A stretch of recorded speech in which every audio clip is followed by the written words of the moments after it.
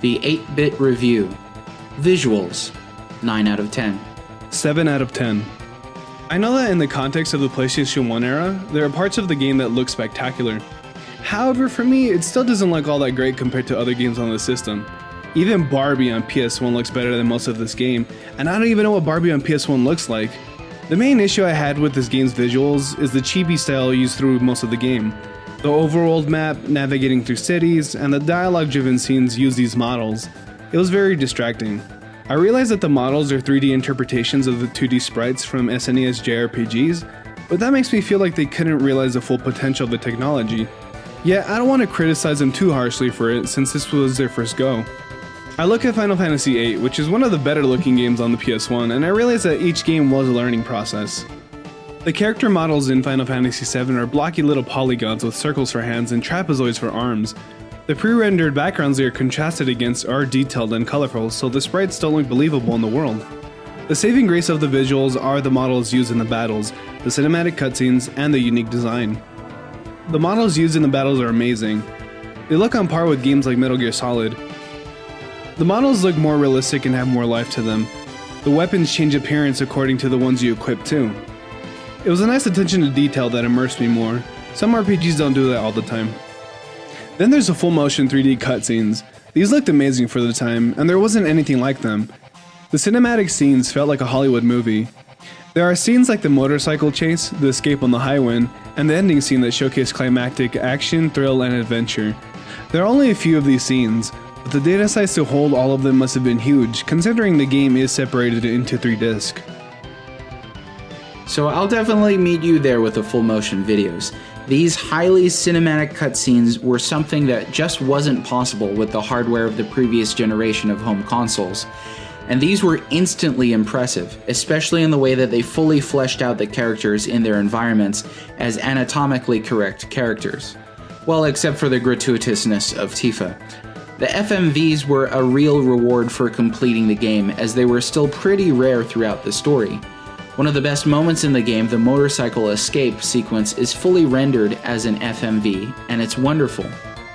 That concept of the FMV as a reward for beating the game really meant something in this time period too, when you couldn't just look up the ending to a game on YouTube.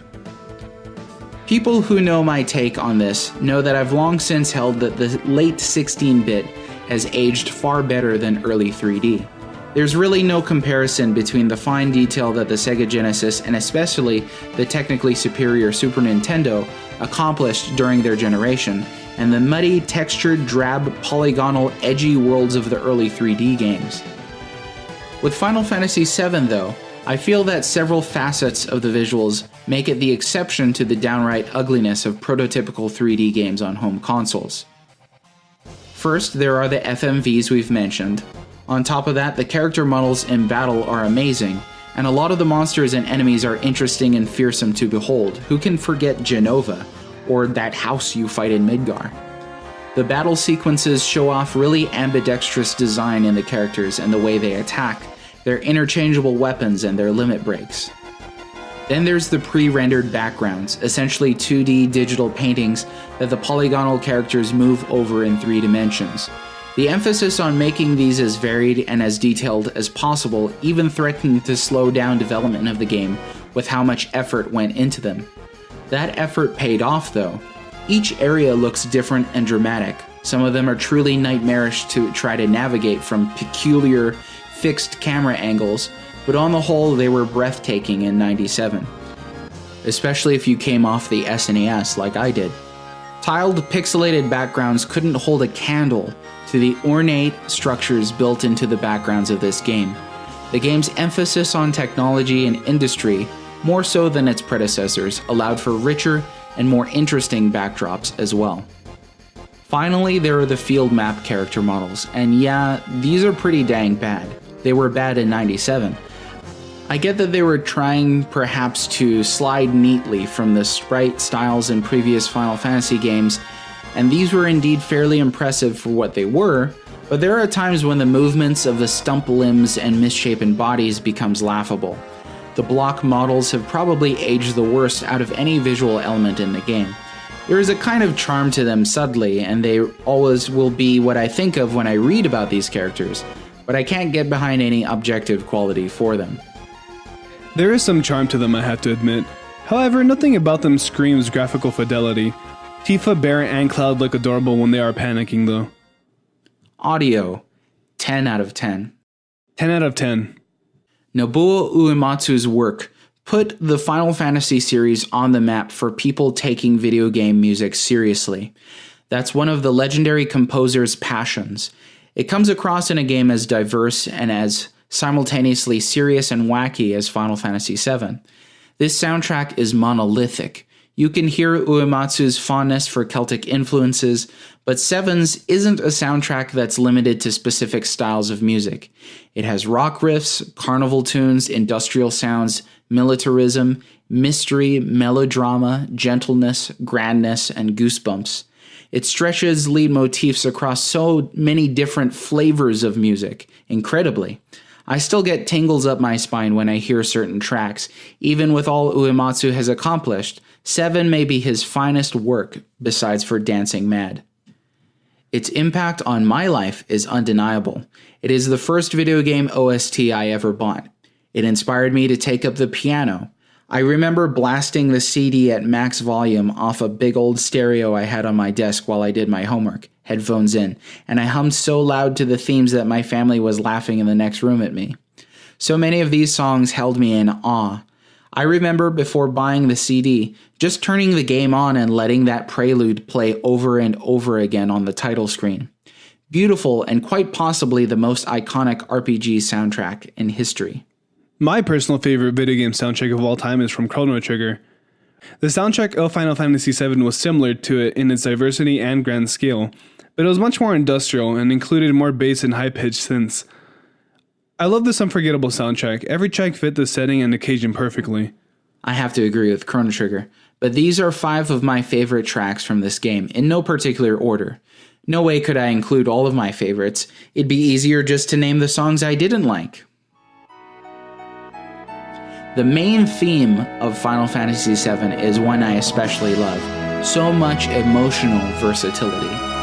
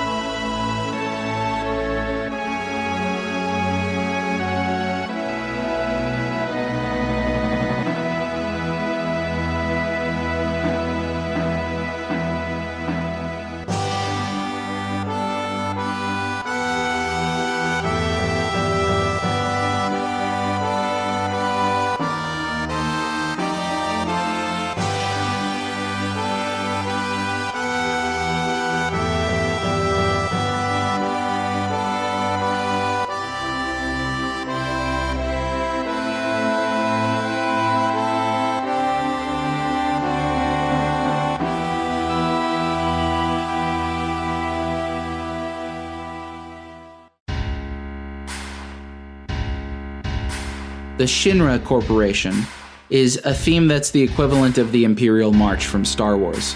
Its dreadful mechanical sound with the choral crying is something that made my skin crawl. Captivating.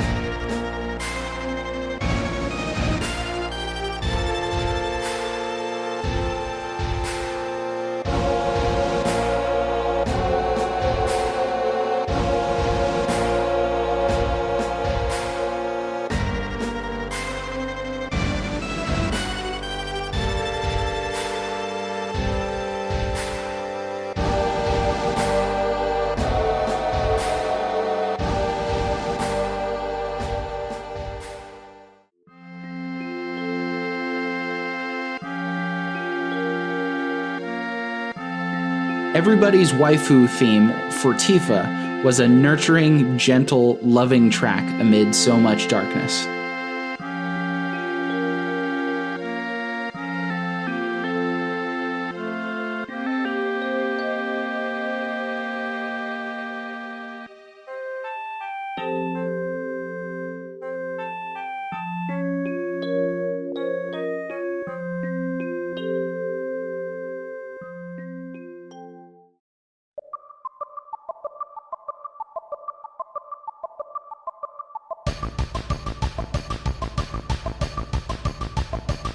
crazy motorcycle chase is unbelievably pumping. When I was a kid, my mom was a physical therapist and fitness instructor. I once convinced her to use this song in a class, and she did. Coolest mom ever.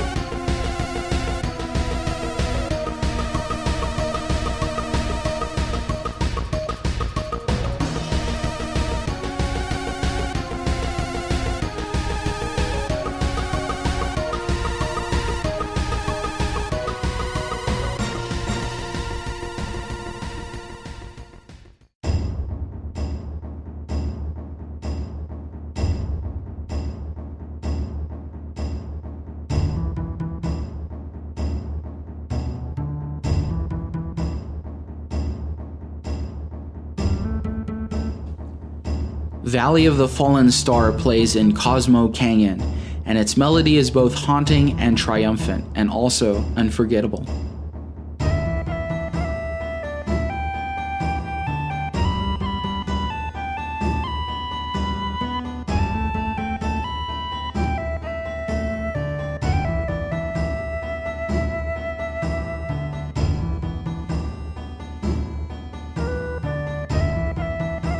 Alas, time fails for naming Era's theme, barely squeezed out of my list. Anxious Heart, Costa del Sol, Those Chosen by the Planet, Sid's theme, Turk's theme, Kate Sith's theme, Dawn of the Slums, Genova, One Winged Angel, and many more. Oh, and also, it's difficult to stand on both feet.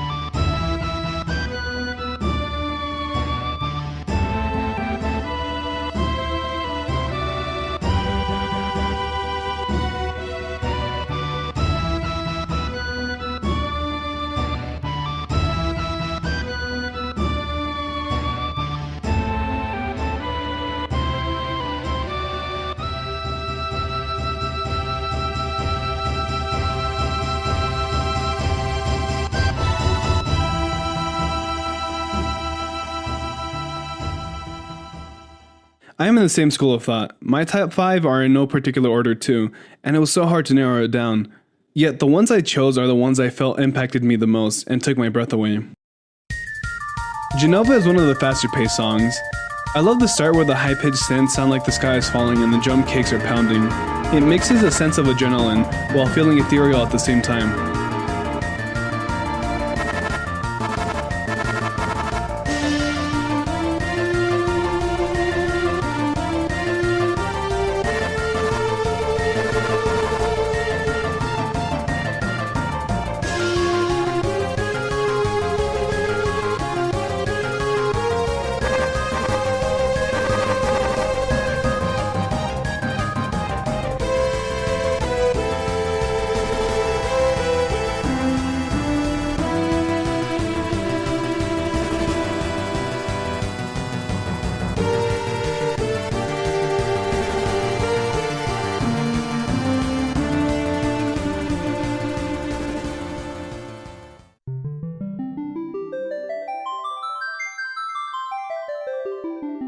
Prelude is reminiscent of the Great Fairy Fountain from Ocarina of Time.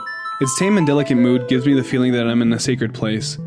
The bright synth seems like it could go on endlessly. This song is the bookends of Final Fantasy VII. It plays when you start up the game and shows the credits, and after you watch the final cutscene. Once the game is over, the song loops endlessly as the screen displays stars that fall like raindrops. I did not know you had to turn off the game though, so I waited a few minutes for it to return to the main menu. Then I realized, oh, this is a PlayStation 1 game, it probably doesn't go back. It was a nice moment though.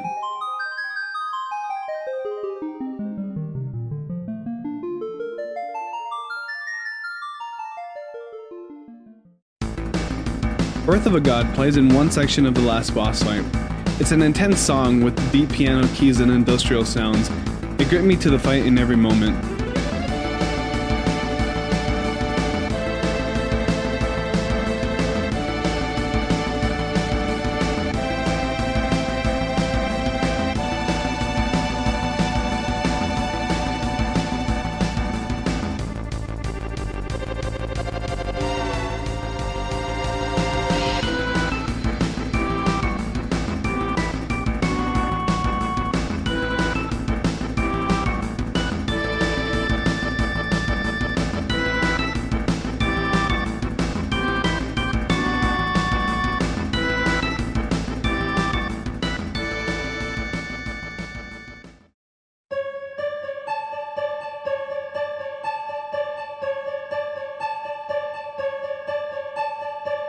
Who Are You is a song that really stood out to me.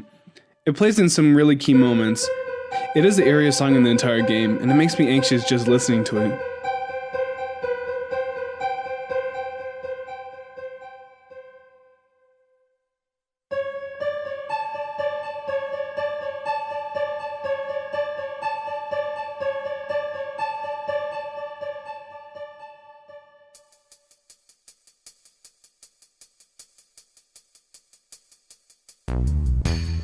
I'm not sure why I enjoy Underneath the Rotting Pizza so much.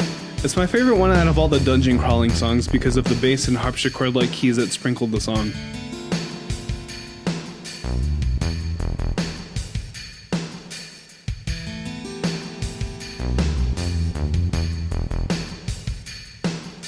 Some honorable mentions: Anxious Heart, Fighting, Crazy Motorcycle Chase, Infiltrating Shinra Tower, Aerith's Theme, Parochial Tone, and World Crisis.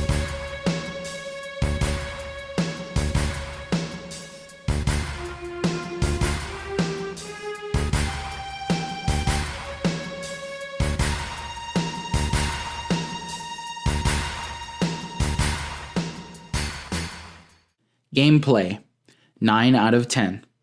8 out of 10. Poor directional control was a symptom of early 3D games, with polygonal models here moving in 3 dimensions on flat digital paintings. In some occasions, it was actually mind-boggling to figure out how to maneuver Cloud a certain way on the field map. You either wanted to zoom in or zoom out or find a different angle to look at him. Poor directional control, tell me about it. When I booted up the game and set the analog controls, nothing was moving. At that point, I thought to myself, oh no, I'm gonna have to use a D-pad, aren't I? I had to really trudge through the game. There's a lot of walking in this game too, and my left thumb felt like it was about to form a blister. Angle turns can feel like a chore at times, especially when dungeon crawling. Another frustrating aspect was the battling. Usually the battles are simple if you have one enemy, but if you have multiple, then it becomes a challenge to target the right enemy when the camera is moving. The camera during the battles are dynamic and cover different angles. So when you're attacking and you can't target the right enemy in time before an enemy attacks, it can be frustrating. It's true when you're trying to heal or revive a party member too. At one point I couldn't revive one of my members because the camera angle wouldn't allow me to target them. The enemy then proceeded to kill my entire party. Should have used wait instead of active for the ATB system, eh? It was more exciting that way.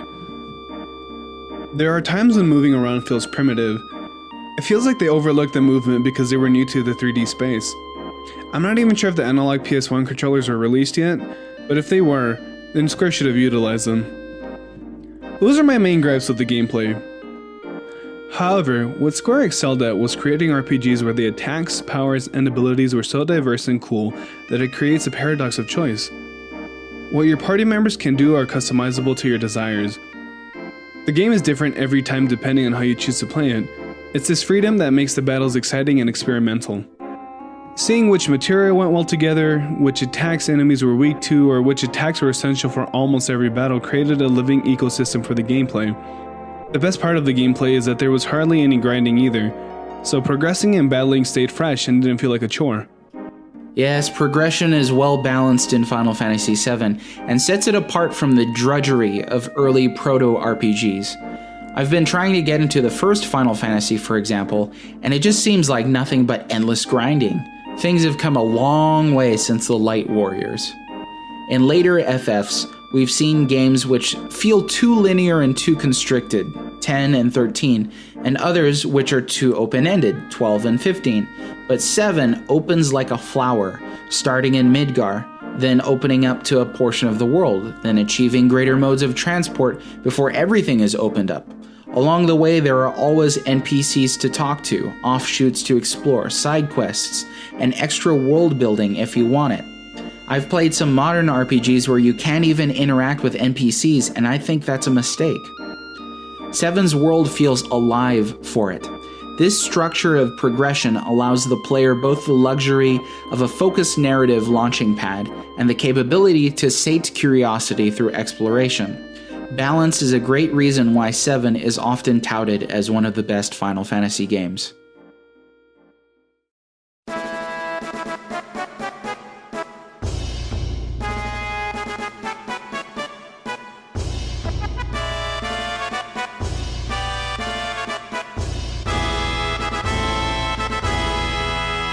Another gameplay aspect to consider is the minigames. There's a motorcycle chase, train hopping, snowboarding, marching in line, etc. On their own, these games would not be very good. But in the context of a long game like Final Fantasy VII, it's a welcome variety. It does stop the game in its tracks every time though. Before these minigames can start, the controls have to be explained and the player has to memorize them. I think of the parade minigame in Junon as the perfect example of what you're talking about. It seems weird to have to learn all these controls for a short minigame, but in retrospect, I think it made an event out of visiting Junon then.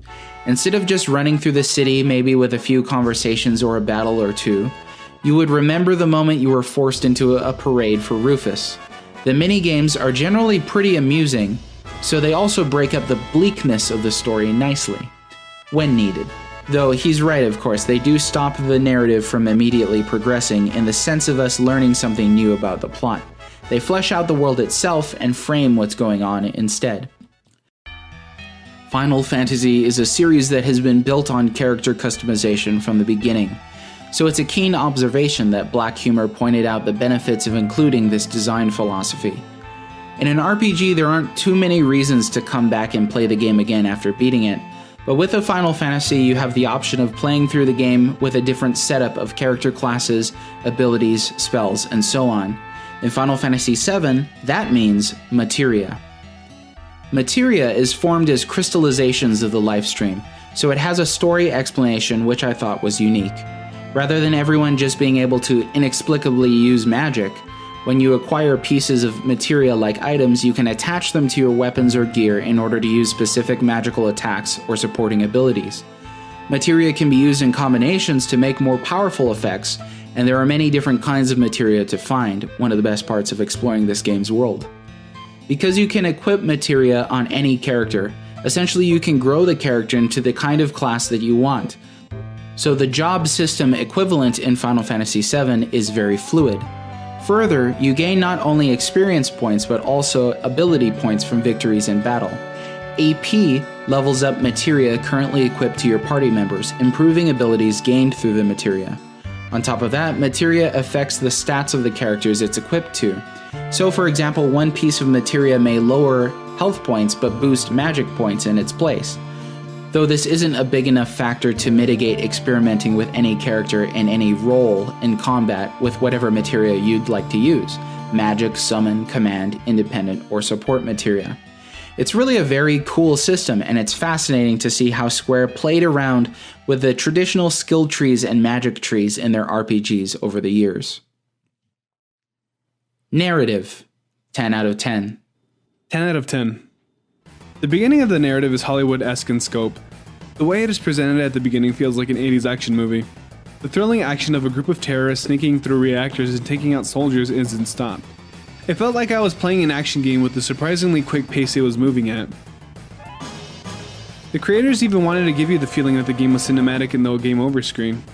The characters you first meet are Barrett Wallace, Cloud Strife, Biggs, Wedge, and Jesse. Besides Cloud, these characters are part of the eco-terrorist organization Avalanche. Avalanche's goal is to save the planet from greedy corporations that are draining its Mako resources. Already, this theme of industrial and technological expansion destroying nature feels familiar. If you watch or read a lot of Japanese material, this seems to be a common theme. This is especially true if you watch Studio Ghibli movies. There is a lot of truth behind this theme, and the more the years go by, the Earth only suffers by careless and greedy corporations. I agree, and I think the subject of ecology is a very important one. I also think the ending of the game, not to jump too far ahead, is intentionally vague in this respect, since one possible answer to the problem of the human effect on nature is eliminating the human problem itself. Does that actually happen at the end of the game? Will it take the annihilation of the human species or of our human civilization in order to restore, quote, the balance? Do we have to go back to hunter-gatherers, and is it too late to make a difference now?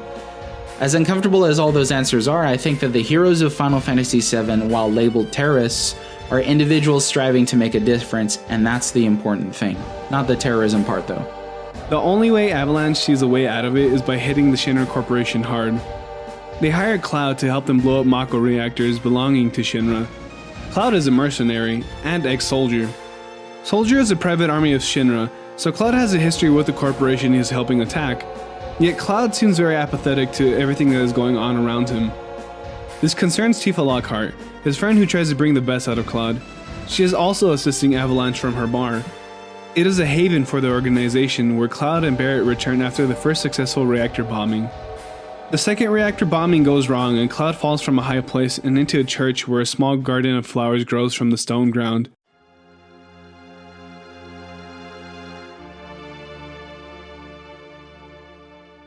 This is where Cloud meets Eris Gainsborough, a woman who sells flowers. She is soft-spoken and angelic, contrasting the slums of Midgar where she resides. The imagery is strong here, as she is like the flowers that grew from the stone. Cloud and Eris gravitate to each other, and it's like they've known each other for a long time. Maybe they have. However, Cloud and Eris are interrupted by one of the Turks and Soldier, both part of Shinra's armed forces. The Turks are a secret agency that work for Shinra. The group is comprised of Sang, Elena, Rude, and Reno. When Cloud and Eris meet, Reno is the Turk leading the Soldier squad. He's a sly, cocky guy, and I don't see much motivation in him other than improve himself. Fanfiction writers like him a lot too for some reason. Cloud and Eris escape, and Cloud gets to see where she lives with her adoptive mother. You learn a little bit more about Eris, and she and Cloud get to have a few moments together. They are sitting atop a dome in the middle of a playground when they spot Tifa. They follow her to Don Corneo's mansion. Corneo is a sleazebag that only allows women into his mansion where he picks one to be his wife of the week and he can do whatever he wants to them. Gross. Anyways, Cloud's only option to get inside? Disguise himself as a woman. You go into a shop to get a dress made to fit Cloud, and the option to go into the Honeybee Inn for a more convincing getup. Unfortunately, I totally forgot to go back to that area, so I never got to see the inn. This part of the game is iconic. It represents the first time the player witnesses the quirk that is so contrasted against the dreary tone. It's humorous, and the Final Fantasy VII Remake team promised to include it. So, I can't wait to see Cloud just as a woman in HD, along with those houses they fight in the same area. As it turns out, Tifa was trying to get information from Don Corneo about Shinra. They don't get much, and suddenly Cloud, Eris, and Tifa are dropped into a sewer via a trapdoor. They make their way out where Barrett and the Avalanche crew are fighting Shinra forces atop of Pillar Sector 7 of Midgar. Jessie is breathing her last breaths on the stairs of the pillar Cloud has to climb, and you get a final moment with her. Cloud and Tifa reach the top where you assist Barrett in fighting the Turks. Barrett, Cloud, and Tifa defeat Reno in a boss battle, but he escapes on a helicopter with his leader Sang. Sang reveals that they have kidnapped Eris and have rigged the tower they are standing on to explode and drop the plate above the slums of Sector 7. Cloud, Barrett, and Tifa escape, but Sector 7 is crushed and millions of people are killed with it. It is one of the darkest moments of the game, and I truly feel awful about what happened. The scene during this event that struck me the most was when the camera angle was inside a house of Sector 7 and focused on a television with a news anchor. You can see the city being destroyed in the background through a window, and the news anchor fletching as static engulfs the television screen. It was a visceral way to present the scene, and it absolutely shocked me. It was utterly vile and went to prove how evil Shinra was. I remember denying that the Avalanche members Biggs, Jessie, and Wedge truly died, and that they would come back once the main characters got away, but they never did. And this was the first time I realized what kind of weight this game could throw on you. This is where you see Barrett at one of his lowest moments too. Shinra only collapsed that plate to try to get rid of Avalanche, so Barrett obviously blamed himself for millions of deaths. That kind of guilt is unfathomable. Cloud and Tifa are able to bring Barrett back from the brink. All three of them, more determined than ever, sneak through Shinra headquarters to save Eris. This is where they meet Hojo, a mad scientist, and his experiment, Red 13. Red 13 is some sort of wolf lion with fire on the tip of his tail. He is a long-living creature that has an ancient connection to the planet. He attacks Hojo and joins Cloud and the gang. Unfortunately, they are all caught and in prison. Biding their time in the cells, something sinister suddenly releases them. The group walks out into the hallway to the sight of dead soldier guards all bloodied and gored. This is where the game starts to shift its dreary tone to something that feels more evil and menacing. This is where the player meets Sephiroth.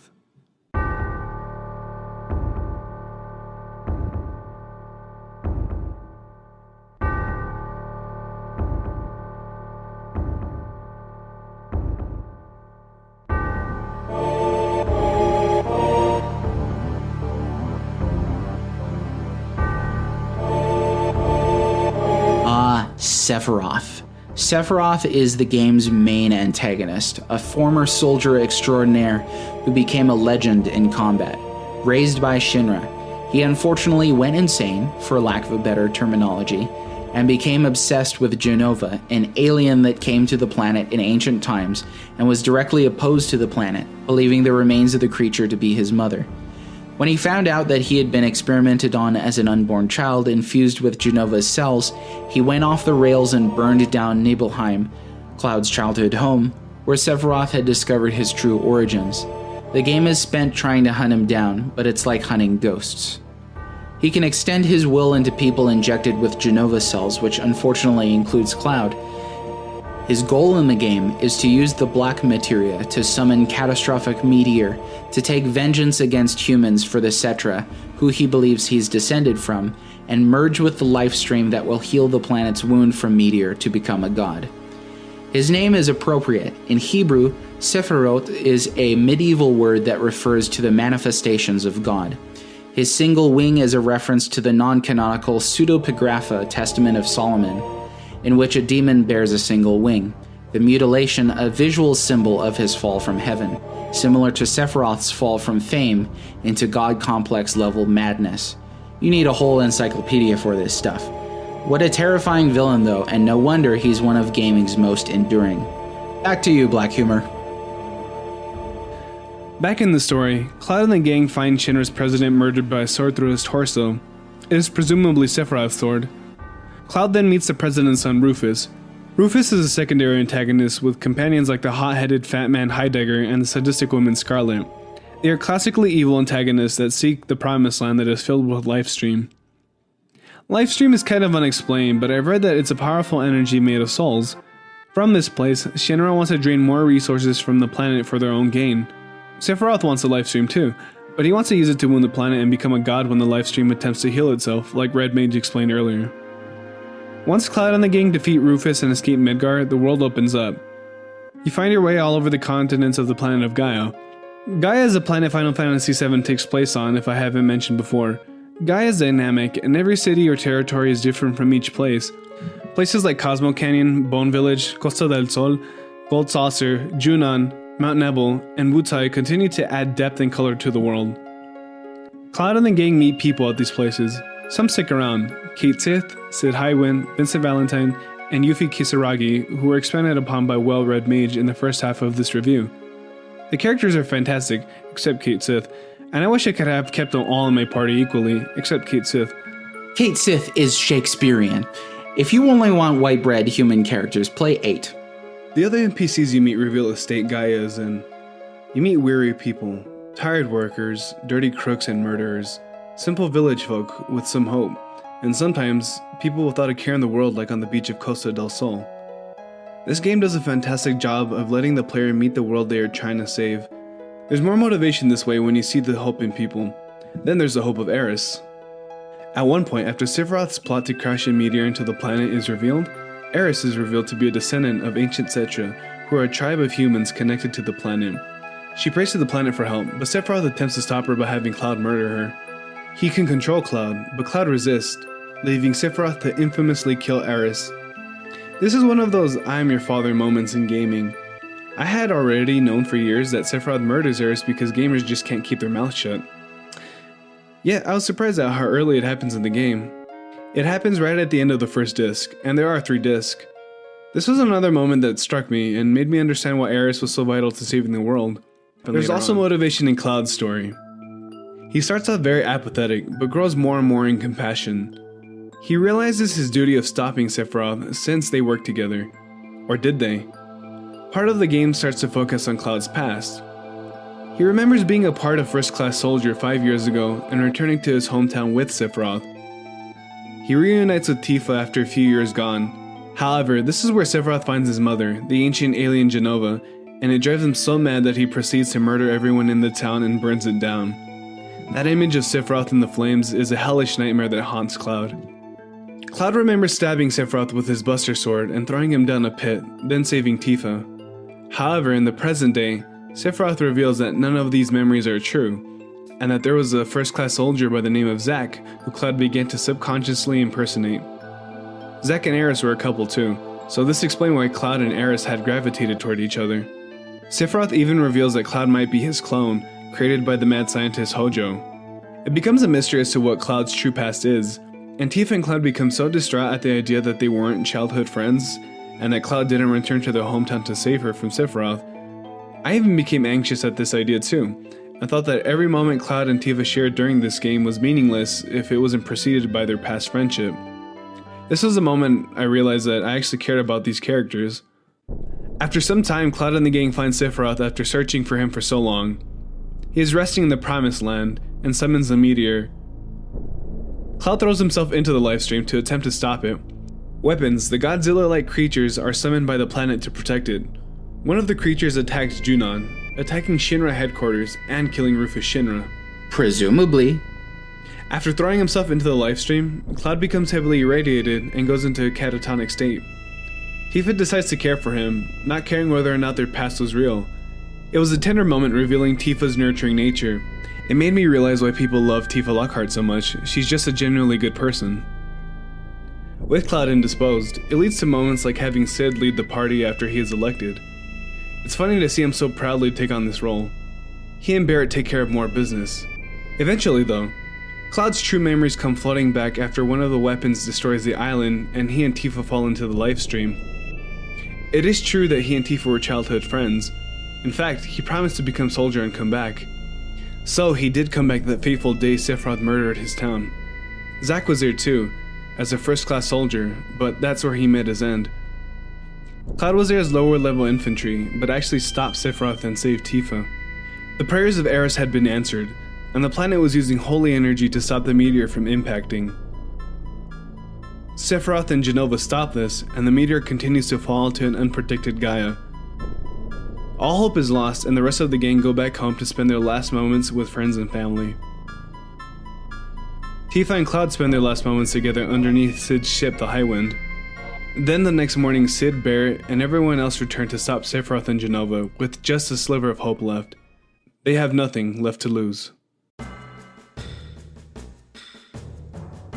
Cloud, Tifa, and the rest travel to the core of the planet, and after a long dungeon crawl, they defeat Jenova and the godlike Sephiroth. Sephiroth's ultimate form is a demonic sight to behold. Both entities are now unable to block the Holy. The meteor begins to impact the planet. The Holy begins to break under pressure, but the livestream comes to rescue and blocks the meteor as well. The meteor impacts, and the story ends so vaguely. Cloud and the gang are standing in the Highwind watching the meteor impact, and it cuts to 500 years later. We see Red 13 with his cubs, overlooking Midgar, abandoned and reclaimed by nature. This vague ending leaves a lot of questions. Shoot, this entire game leaves the player with a lot of questions. Ultimately, the theme seems to be one of ecology. The ending implies that perhaps the planet is better off without humans. It left me with a sort of guilty feeling, but at the same time, I realized that maybe the message was for us as humans to protect the planet, and to try to balance our technology to not pollute it. The Earth can do without us, but we can't do without it. The story and lore of Final Fantasy VII is so vast, and I wish it could talk about everything, but that would take a whole separate article. The story is impressive, and so gripping with many of the characters being integral that it all felt important. Sakaguchi and his team created something wonderful and special with the story. It's a story to celebrate life and to celebrate each other. The message to protect the things that matter most resonates throughout. Final Fantasy VII told its story based on a wealth of world building and background information that only come to piece together throughout the game. So many lies are told you as the player that it becomes hard to believe what is real and what isn't, just like Cloud.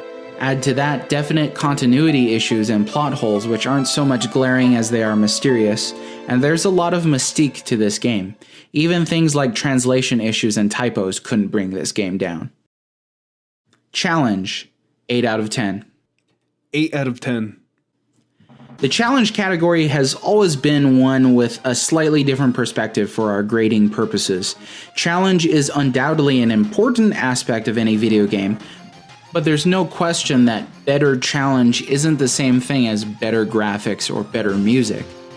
Better challenge doesn't necessarily mean more challenge, as several games that are too challenging can end up being frustrating.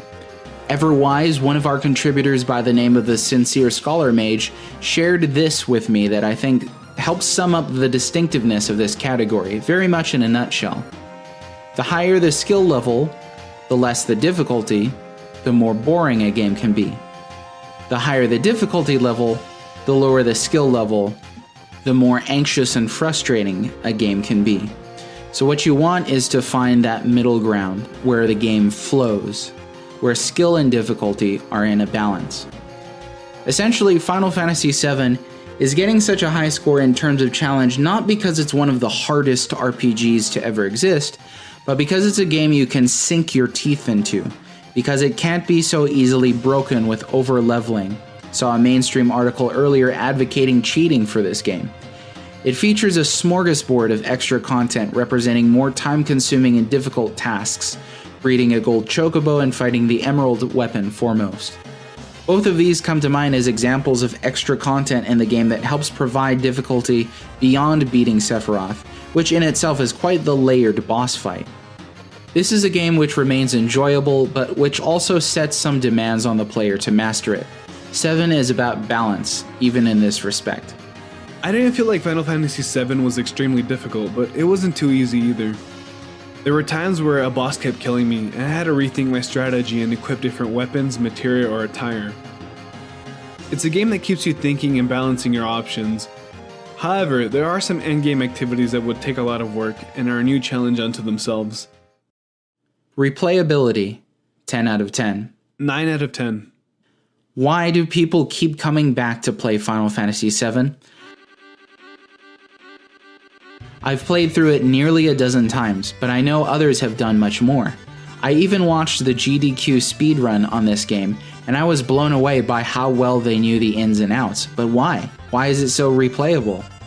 There are probably many reasons, subjective and otherwise, but definitely the vagueness of the story and the emphasis on mystery warrants coming back to iron things out in your head. Also, and more importantly, I think the side quests are just so appealing. Event minigames, Gold Saucer, my favorite place in the game, Chocobo Husbandry, hidden materia, post-game bosses. These are means of keeping the storyline from being too bleak, too dark, infusing humor and joy into the game, but they also lengthen its general playtime. Raising and breeding chocobos, then racing them is one of my favorite parts in this game. I still think it's the best chocobo side quest we've ever seen in the Final Fantasy franchise. The last save point before you beat the main story is right before you go into the last boss area. Once you beat the boss, you return to the last save point. Now you have the freedom to go back and complete everything you couldn't, like defeating the weapons, earning the best weapons, or maxing out all the levels and limit breaks of all the characters. There's a lot to keep you busy, and you can keep fighting the last boss over and over again. As Red mentioned, there's side stuff like chocobo breeding or gold saucer minigames. You have to travel at length to these places that Final Fantasy VII almost becomes open world. Open world games can have a lot of fluff, but the endgame activities in Final Fantasy VII do so much to change the gameplay that it is rewarding to go back. I personally have not done a lot of the extra activities, but it's nice to know it's there. I have a huge backlog of games to get through, so I moved on from Final Fantasy VII. However, I can envision a time in the 90s where there were less games to get through, and the internet was not as robust as it is now. And I think to myself that everything to do in Final Fantasy VII would have had an extreme amount of value and replayability. Uniqueness, 10 out of 10. 10 out of 10. Even though it's the 7th in a series of numerical entries, Final Fantasy VII was innovative and different. This game is so unique in its level of quirkiness and seriousness. It tells a dramatic story with some emotional scenes, while at the same time it has some truly bizarre and silly moments. The Honeybee Inn, the Tifa slap fight, Heidegger punching everyone he sees, arcade games at the Gold Saucer, threatening Don Cornero. It's a balance that's unlike any other game I can think of. Likely, it'll remain unique even in comparison to its eventual remake, should that ever actually be released. I personally believe that the remake is going to be much more in the vein of hyper-cool anime Advent Children than in the flavor of the original game, which has far fewer anime vibes. But the perception of this world and its characters has evolved over time, thanks to the fandom and spin-offs. For the better?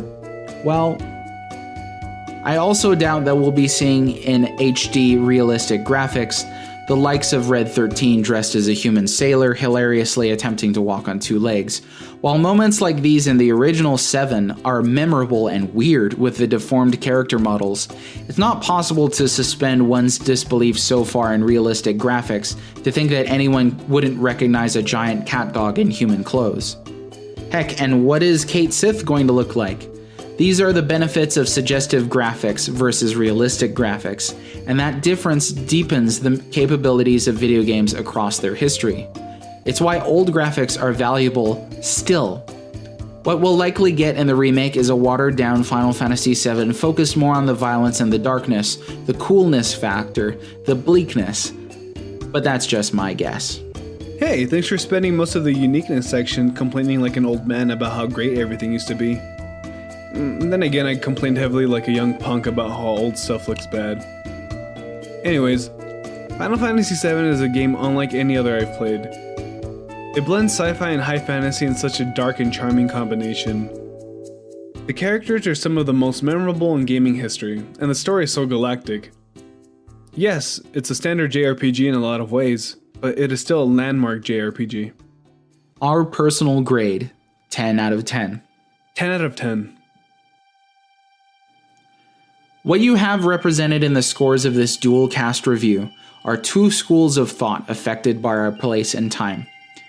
There's an age gap between the Black Humor Mage and myself, so I grew up with Final Fantasy VII, meaning the game had a huge impact on my perspective on games from an early age, whereas Black Humor had the opportunity to play the game with fully formed adult intellect and the vantage point of modernity.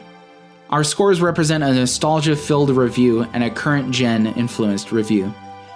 Nobody's without bias, remember. I think that's one of the most important things that a journalist can recognize about him or herself. That's a myth in journalism, that a journalist can be totally without bias. Nobody is. The surprising thing is that our final scores are really not so far off from each other. Maybe that's not a surprise at all. The tiny gap that exists between 9.5 and 9.0, both our final aggregate scores, is just half a full point. It represents just how enduring Final Fantasy VII is as a quality piece of interactive storytelling.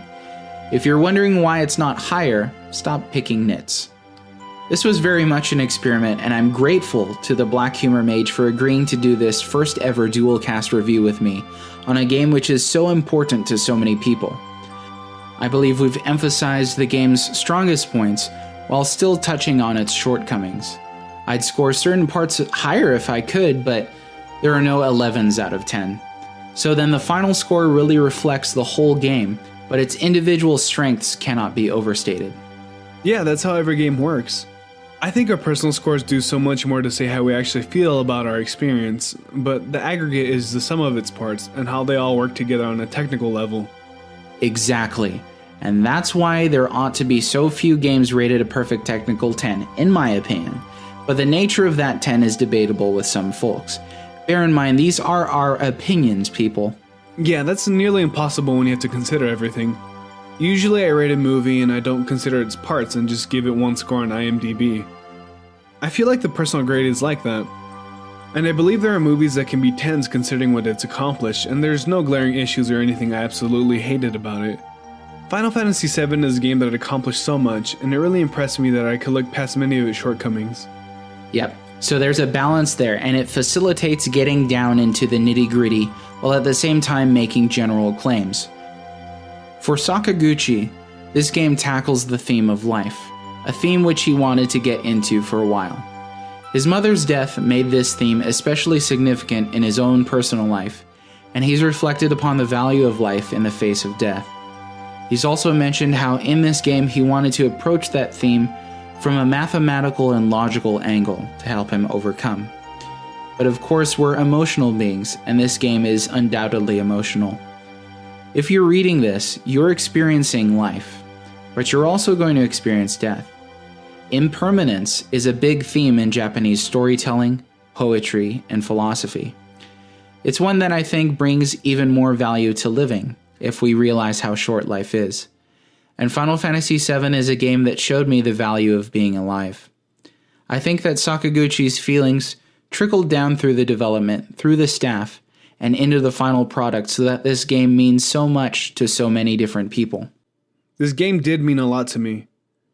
I was captivated by the story and its characters, and whenever I played it, I felt like I was experiencing something important. I shared an experience that many other gamers went through, and I would give this game an 11 if I could.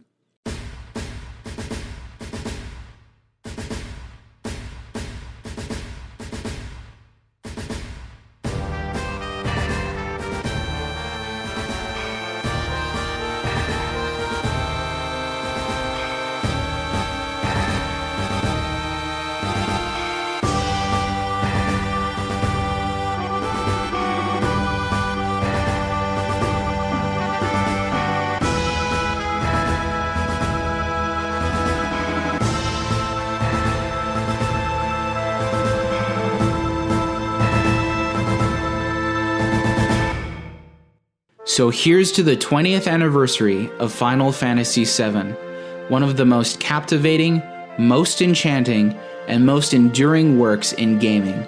It is a music maker. It is a dreamer of dreams. Share your experiences with us about this game. Why do you think it's so special? What does Final Fantasy VII mean to you? Well-Read Mage aggregated score 9.5. Black Humor Mage aggregated score 9.0. Thank you so much, Warriors of Light, for your continued support. Thank you for listening to this first ever dual cast audio review. Let's continue to build the kind of gaming community that we want to see. I'm the Well-Read Mage.